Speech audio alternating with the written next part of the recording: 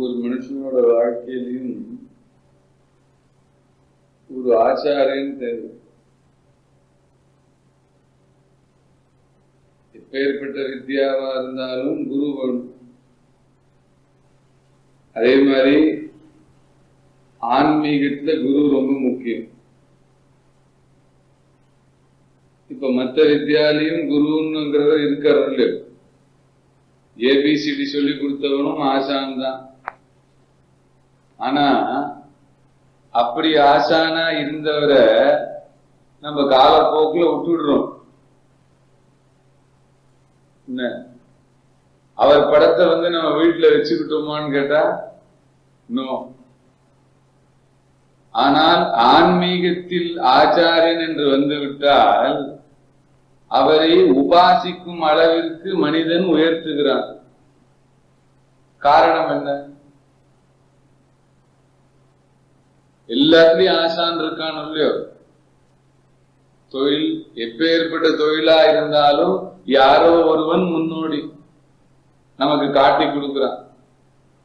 ஆன்மீகத்தில் காட்டி கொடுப்பவனைத்தான் ஆச்சாரியன் என்று சொல்கிறோம் இல்லையா?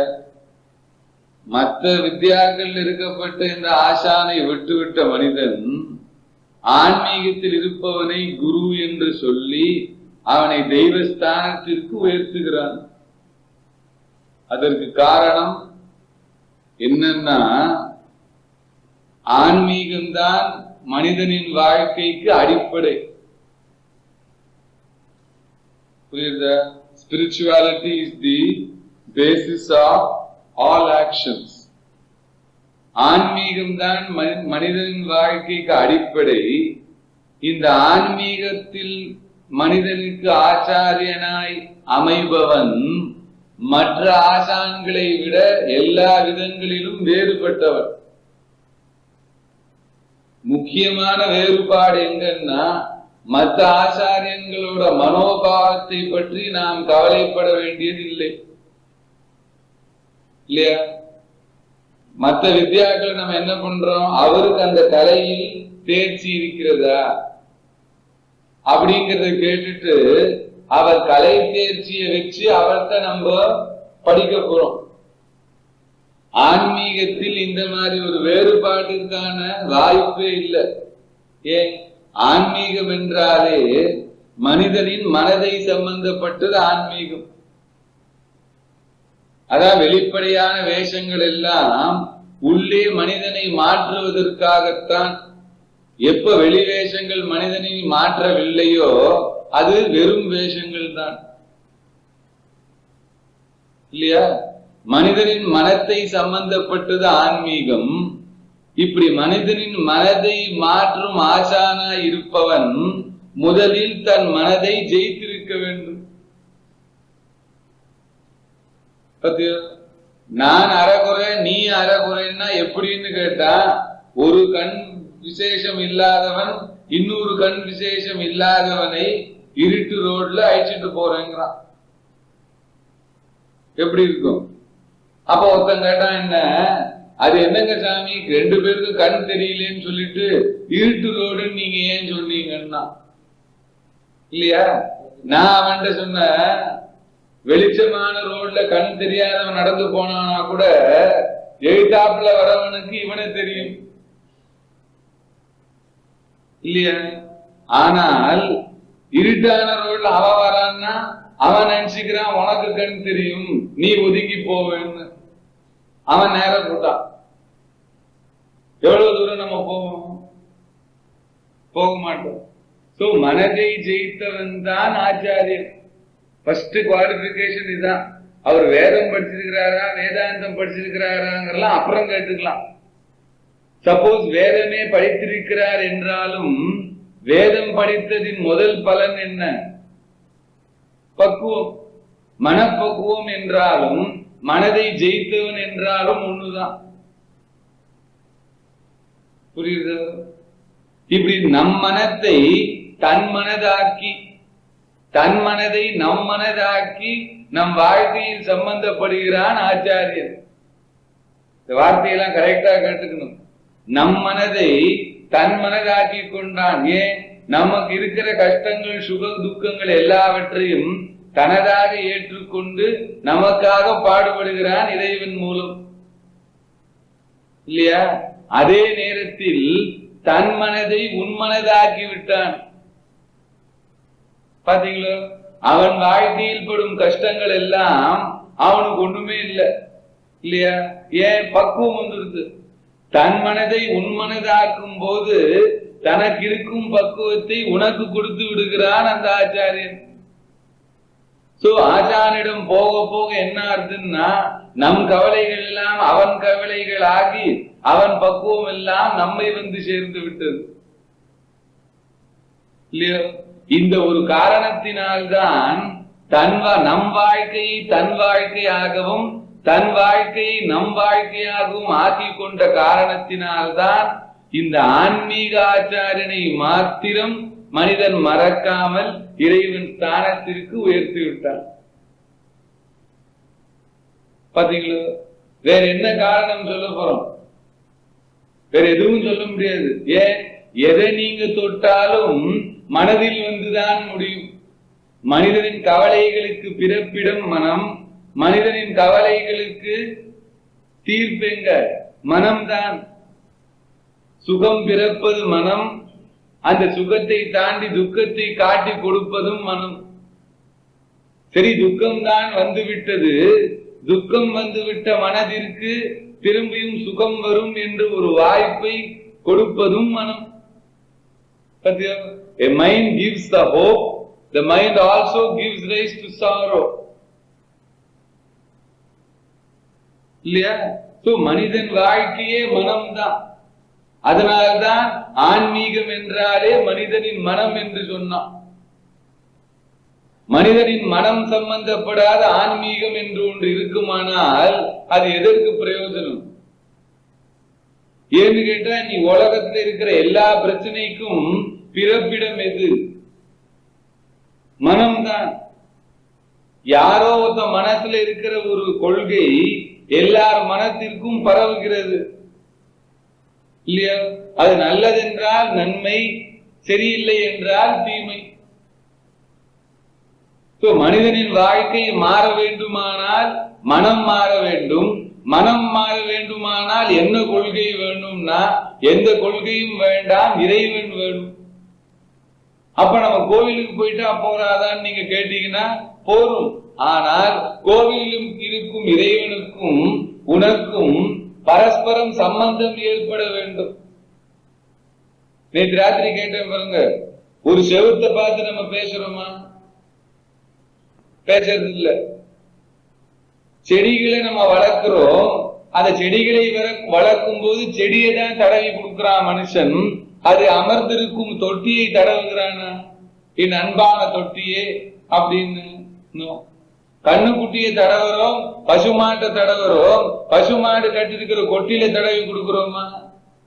ஏன்?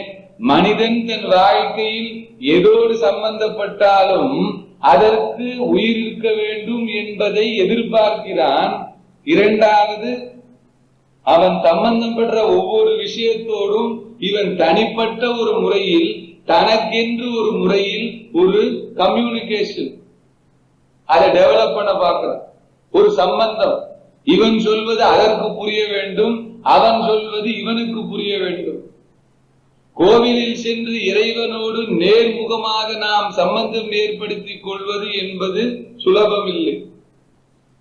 நாம் சொல்லும் விஷயங்களை எல்லாம் இறைவன் கேட்கிறானா இல்லையா என்பதே நமக்கு சந்தேகம்தான்.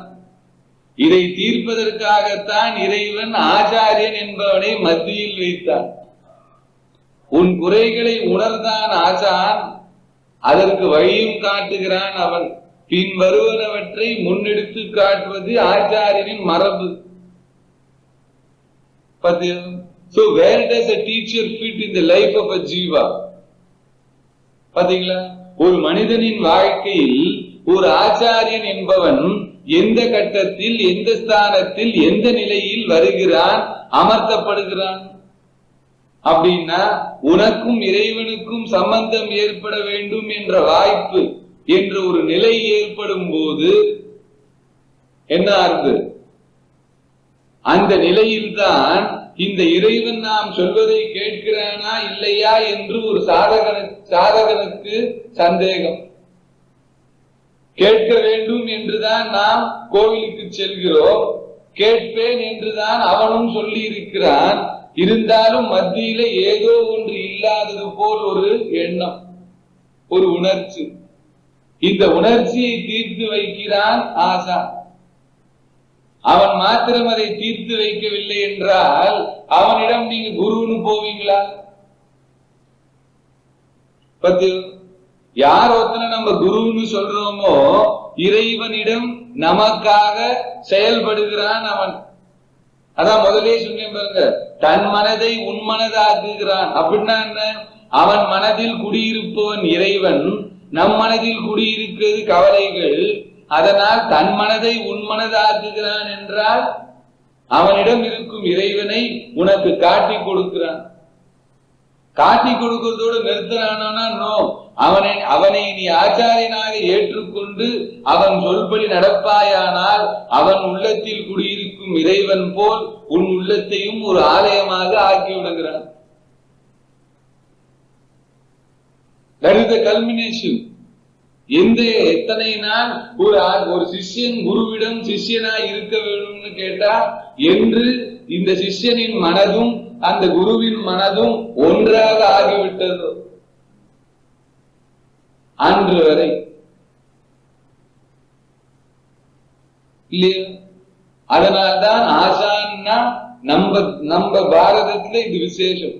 மற்ற நாட்டுல எப்படியோ தெரியல, நம்ம பாரதத்துல மாத்திரம் உயிரோடு இருக்கும் ஒருவனை, அவன் வாழும் வாழ்க்கை, அவன் எண்ணும் எண்ணங்களை, அவன் சொல்லும் உபதேசங்களை வைத்து இவன் மனிதர்களுக்குள் வேறுபட்டவன், மனிதனை உயர்த்த வந்தவன் இப்படின்னு தனி மனிதன் ஒவ்வொருவரும் தன் அறிவை வைத்தே பாகுபாடு படுத்திக் கொள்கிறான்.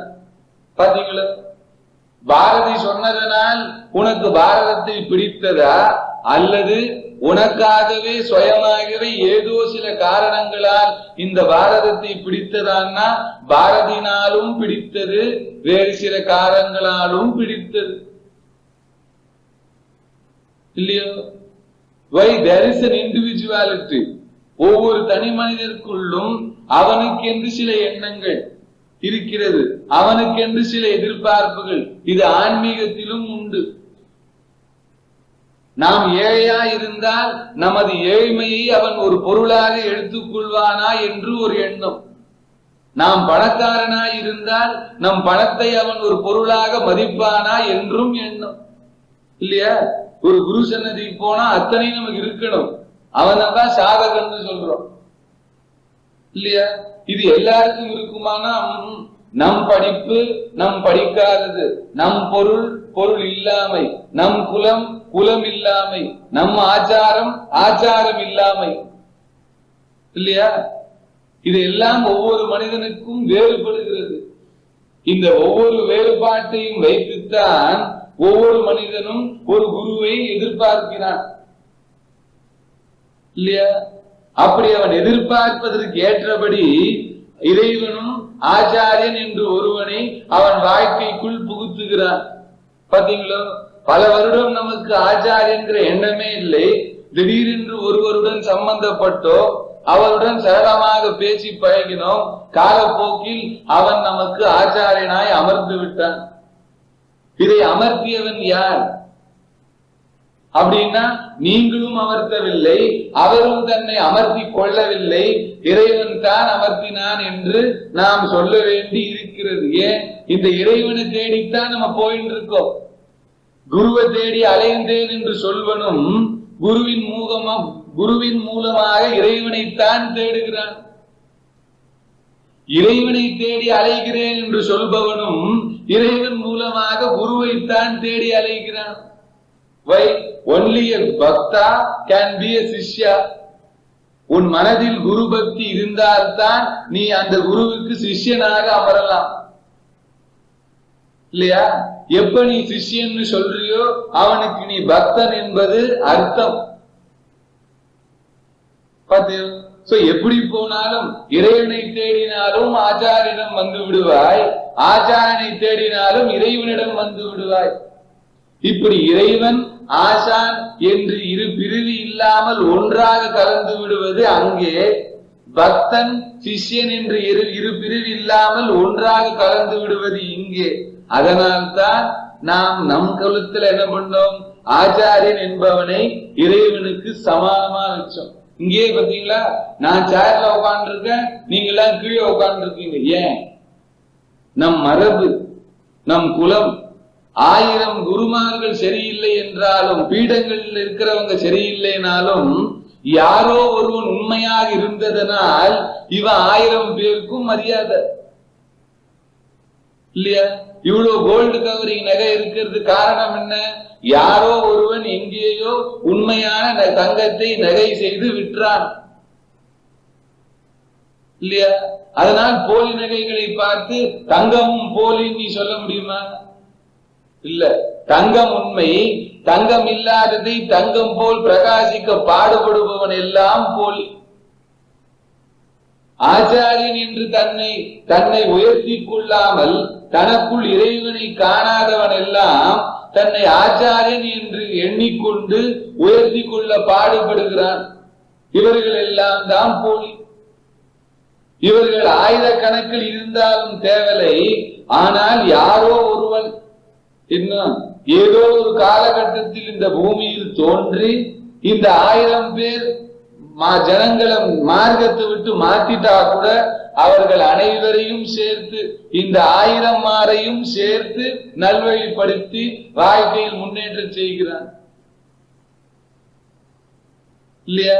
இதான் கிருஷ்ணா சொன்னா, பகுனாம் ஜென்மனாம் அங்கே ஞானவான் மாம் பிரபத்தியது. அப்படின்னா என்ன அர்த்தம்? பற்பல ஜென்மாக்களுக்கு இறுதியில் யாரோ ஒருவன் ஞானியாய் மலர்கிறான். பாருங்க, ஞானியாய் வருகிறான் இல்லை. ஞானியாய் வருகிறான்னு சொன்னா மனிதன் ஞானியாக முடியாது இல்லையா? ஞானியாய் மலர்கிறான் அப்படின்னா என்ன? மனிதனை போல் பிறந்து, மனிதனை போல் வளர்ந்து, மனிதன் படும் பாடுகளை எல்லாம் பட்டு, பின்னர் அதற்குள் ஊடுருவி பார்த்து இறைவன் இருப்பதை உணர்ந்து தன்னை ஞானியாய் மலரச் செய்து விட்டான் இல்லையா? இவனதான் பகுனாம் ஜென்மனாம் அந்தே. அப்படின்னா ஒரே மனுஷனானா ஆயிரக்கணக்கான மனிதர்கள், ஆயிரக்கணக்கான மனித ஜென்மாக்கள் எடுத்து ஞானம் இல்லாமல் போகலாம். அதனால் என்ன? யாரோ ஒருவன் எங்கேயோ வரப்போறான். அவன்தான் தன்னை மாத்திரம் உயர்த்தி கொள்ளாமல் தன்னை சுற்றி இருப்பவர்கள் அனைவரையும் எதிர்பார்ப்பு எதுவும் இல்லாமல் உயர்த்துறான். Just like that. எப்படி? இந்த சூரியன் வராம பாருங்க, காலையிலிருந்து தாமரைகள் அனைத்தும் மலர்கின்றது, சூரியகாந்தி எல்லாம் மலர்கின்றது, சிரிக்கின்றது, அழைக்கின்றதுன்னா இதுக்கெல்லாம் யார் காரணம்? ஒரு சூரியன். அவன் எங்கோ இருக்கிறான். ஆதவன் வந்து உன்னிடம் இருந்து சூரியகாந்தி தேஜஸ்ல பங்கு கேட்டானோ? அதனால்தான் ஆச்சாரியன் என்ன சொல்றோம்? ஞான சூரியன். பாத்தீங்களோ, லோகத்தை சூரியனிடம் சந்திரிகையின் குணம் இருக்காது, சந்திரிகையிடம் சூரியனின் குணம் இருக்காது.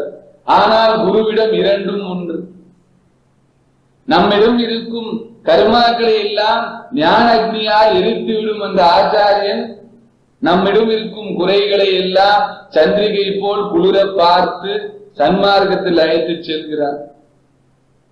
ஆச்சாரியன் ஒருவனிடம்தான் ஞான சூரியனையும் பார்க்கலாம். அந்த ஆதவனின் வெப்பம் நம் குறைகளை எல்லாம் எரித்து விடுகிறது. அந்த சந்திரிகையின் சீத்தளம், குளிர்ச்சி நம் குறைகளை எல்லாம் மறக்க செய்து நீயும் மனிதன். அதான் சொல்றது பாருங்க. அந்த ஆச்சாரியன் நம்மளை மதிச்சு பேசும்போது நம்ம என்ன தெரிஞ்சுக்கிறோம்? நம்மையும் மனிதனாக மதித்து, பொருள் இருக்கிறது இல்லை, படிப்பு உண்டு இல்லை, ஆஸ்தி உண்டு இல்லை, சமுதாயத்தில் ஒரு ஸ்தானம் உண்டு இல்லை என்று எதையும் பார்க்காமல் வந்திருக்கும் நீ ஒரு மனிதன் என்று நம்மையே மனிதனாக்குகிறான் இந்த ஆச்சாரியன். அதுதான் ரொம்ப கஷ்டம் இல்லையா? நீ ஆச்சாரியனை சென்று பார்க்கும் போது கையில் என்ன எடுத்து சென்றாய்னா என் மனமான அன்பை என் கையில் நிறைத்துக் கொண்டு அந்த ஆச்சாரின் பாதத்தில் சமர்ப்பித்தேன். அந்த அன்பை தவிர பெரும் வெகுமதி எதையும் எதிர்பார்க்காமல் நம்மை சீடனாக ஏற்றுக்கொண்டு அழைத்து செல்கிறார். இப்ப இந்த ஆச்சாரியனிடம் எது இல்லை?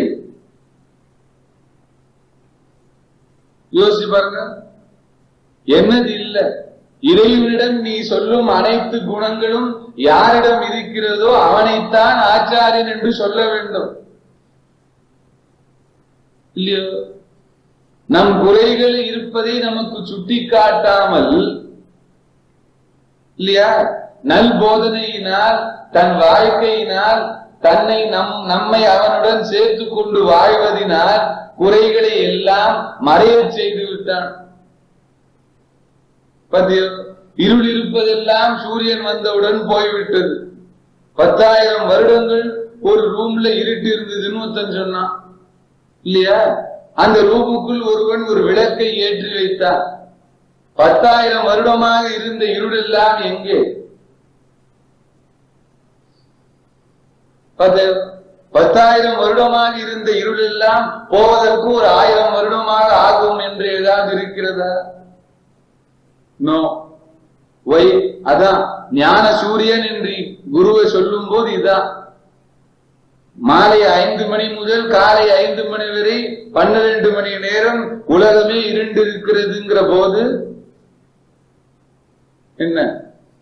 காலையில் அந்த ஆதவன் தான் வெளிவருவதை எண்ணும் போதே இருட்ட காணும். அப்படிதான் இருக்கணும் ஆச்சாரியன் சன்னதின்னு. யார ஒருவன் நீ ஆச்சாரியன் வச்சுட்டு அவன் சன்னதிக்கு போறியோ அங்க நம்மிடம் குறைகள் இருக்கிறதா என்று ஒரு சந்தேகம் உனக்கு வந்துவிட வேண்டும். ஏன்? குறைபாடு இருப்பதனால் நாம் மனிதர் இல்லை என்று எண்ணினோம், இல்லையா? குறையுள்ள குருபீடங்களுக்கு நாம் போனோம்னா அங்கு இருக்கும் குறையெல்லாம் நமக்கு இருப்பதாக தெரிகிறது. அவனுக்கு பணக்காசு இருந்தால் நம்முடைய ஏழ்மை நம்மை குற்றுகிறது. அவன் அறிவாளியா இருந்தால் அறிவில்லாமை குற்றுகிறது. எதிர்பார்ப்பவன் என்றால் கொடுக்க முடியாத நிலைமை குற்றுகிறது. பாத்தீங்களா? there is always a reflection.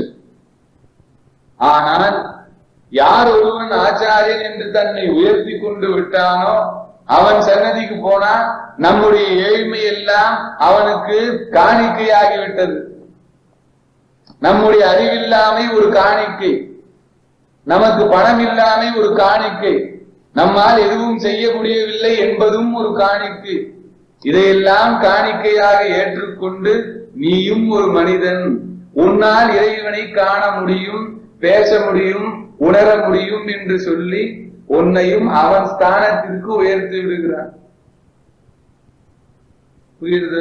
அதான் ஆச்சாரியன். அப்படிப்பட்டவனை தான் நாம் உபாசிக்கிறோம், அப்படிப்பட்டவனை தான் படத்திலையும் வைக்கிறோம். பாத்தீங்களோ? வள்ளலாரை நாம் படத்திற்கு உயர்த்தியது, சங்கரரை படத்திற்கு உயர்த்தியது, ராமகிருஷ்ணர், விவேகானந்த, சாரதா தேவியை கூட தூக்கிட்டான். காரணம் என்ன? இறைவனிடம் இருப்பதையெல்லாம் தெரிந்து கொண்டோம், ஆனால் இறைவனை காண முடியவில்லை. எப்ப இறைவனிடம் இருப்பதெல்லாம் ஒருவனிடம் இருந்து அவனையும் நாம் கண்டு அவனும் இறைவன் போல் நம்மிடம் பழகுவானால் அவனை நாம் இறைவன் என்று உயர்த்துவது ஆச்சரியம் இல்லை, இல்லையா? இப்படிப்பட்ட ஒரு ஆச்சாரியனைத்தான் நாம் வச்சுக்கணும், அவரை தான் உபாசனம் பண்றோம். அந்த சன்னதியில நம்ம பணிவா இருப்பது ஆச்சரியம் இல்லை, இல்லையா? பணிவு என்பது நமக்குள் தானே ஏற்படுகிறது. டெஃபினட்டா பணிவை நாம் டெய்லி கொஞ்ச நேரம் பணிவா இருப்போம் ஏதாவது இருக்கா? பணிவு என்பது நமக்குள்ளேயே இருக்கணும். இருக்கு பாருங்க, ஒவ்வொரு மனிதனுக்குள்ளேயும் இருக்கு. அந்த பணிவானது சில டைம் பசுமாட்ட இருக்கு, சில டைம் செடி கொடிகள்கிட்ட இருக்கு. பணக்காரர்களை கண்டால் பணிவு, அரசியலை கண்டால் பணிவு, அப்படின்னு பல விதத்தில் மனிதன் பணிந்துதான் செல்கிறான். which means அவனுக்குள் பணிவு என்பது குடிகொண்டிருக்கிறது. ஆனால் இந்த பணிவையும் எடுத்து இந்த சந்நிதியில் நீ பணிவாய் இருப்பதை தவிர உனக்கு வேறு எந்தவித வாய்ப்பும் இல்லை என்று உணர்த்தும் சன்னதிதான் தெய்வ சன்னதி. அகங்காரத்தோட போறவன் கூட தெய்வ சன்னதிக்கு போனா சைலண்ட் ஆயிடுறான். காரணம் என்ன? அங்கு இருக்கும் இறைவன், அங்கு இருக்கும் ஆச்சாரியன் அதை ஜெயித்தவன். அவனிடம் அகங்காரம் இருக்குமானால் அந்த அகங்கார வைப்ரேஷன் உனக்குள்ள ஒட்டிக்கும். அப்ப நம்ம அகங்காரம் இருக்கிறவன்னா உடனே கொஞ்சம் ஸ்தாபிதம் பண்ணிக்க பாக்குறான். ஆனால் அவன் ஜெயித்தவனா இருந்தா உனக்கு அகங்காரம் இருந்தா கூட there is no vibration சம்பந்தம். அப்போ நம்ம அகங்காரம் காலப்போக்கில் அடங்கி விடுகிறது இல்லையா? இதெல்லாம் பார்ட் ஆஃப் தெய்வீகம். நிறைய பேர் கேட்கிறான், தெய்வீகத்துக்கும் பணிவுக்கும் என்னங்க சம்பந்தம்னா, நான் சொன்னேன் தெய்வீகம் இல்லாத பணிவு எங்க இருக்கவே முடியாது. தெய்வீகத்தில் தான் பணிவு, தெய்வீகத்தில் தான் அன்பு. அந்த தெய்வீகத்தில் இருக்கும் அன்புதான் கொஞ்சம் கொஞ்சம் வெளி உலகத்தை தெரியுது. கணவன் மனைவி தாய் சிசு என்பதெல்லாம் எங்கேருந்து? தெய்வீகத்தில் இருக்கும் அன்பில் இருந்து கடன் வாங்கினது எல்லாம். உண்மையான அன்பு வேண்டும் என்றால் தெய்வீகம் வேண்டும். இந்த தெய்வீகத்தை உணர்ந்தவன் ராமகிருஷ்ணர், இந்த தெய்வீகத்தை உணர்ந்தவள் சாரதை. அதனால்தான் அவர்கள் இருவரும் கணவன் மனைவியாய் இல்லாமல் குரு சிஷ்யனாய் இருந்து விட்டார்கள். புரியுது பாத்தீங்களா? அன்பு என்றால் தெய்வீகத்தில் தான். எந்த அன்பு தெய்வீகத்துக்கு உயர்ந்து விட்டதோ அந்த இடம் ஆலயம். அதனால்தான் ராமகிருஷ்ணர் இருந்த இடம் ஆலயம், கோயில் கட்டிருக்காங்க. சாரதை இருந்த இடம் ஆலயம். Why? Love. Intensity of love is what? Divine. இதே நம்ம எல்லார் வீட்டுக்கும் சொல்லுவோமா? சொல்ல மாட்டோம். ராமகிருஷ்ணர் சாரதையை மாத்திரம் தெய்வம்னு சொல்றோம். ஏன்? அந்த அன்பை உணர்ந்தான். அந்த அன்பை உணர்ந்து விட்டதனால் ராமகிருஷ்ணரிடம் பணிவு இருந்தது, சாரதையிடமும் இருந்தது. ஏன்? அன்பை உணர்ந்தவன் பணிவாய் இருப்பான், பணிவை உணர்ந்தவன் அன்பாய் இருப்பான். இப்படித்தான் நம்ம ஆச்சாரியனை தெரிஞ்சுக்கணும்.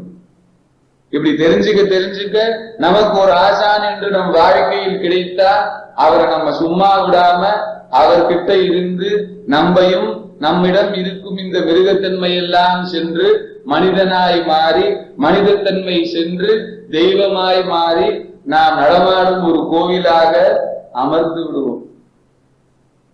பாத்தீங்களோ? இதான் நம் மரபு. அதனால்தான் வள்ளலாரை உயர்த்தி கோவில் கட்டணும், சங்கரரை உயர்த்தி கோவில் கட்டினோம். எல்லாரையும் உயர்த்திட்டான் இல்லையா? வள்ளுவரையும் உயர்த்தினான். ஏன்? அவன் வாழ்ந்த வாழ்க்கை தெய்வீகம். கம்பனையும் உயர்த்தினான், கம்பர் வாழ்ந்த வாழ்க்கை தெய்வீகம். அவர் பாட்டிலேயே தெரியுது இல்லையா? இப்படி இவ்வளவு கலைவாணி கடாட்சம் இருந்தது அவருக்கு ஓசியான்னு கேட்டா நோ. அந்த கலைவாணி கம்பனிடம் இருந்து இத்தனை விசேஷம் உலகத்துக்கு அருள் செஞ்சதன் காரணம் கம்பன் தெய்வீகத்திற்கு பாத்திரமானவன். நாமும் பாத்திரமாவதில் தான் நம் வாழ்க்கையே இருக்கு.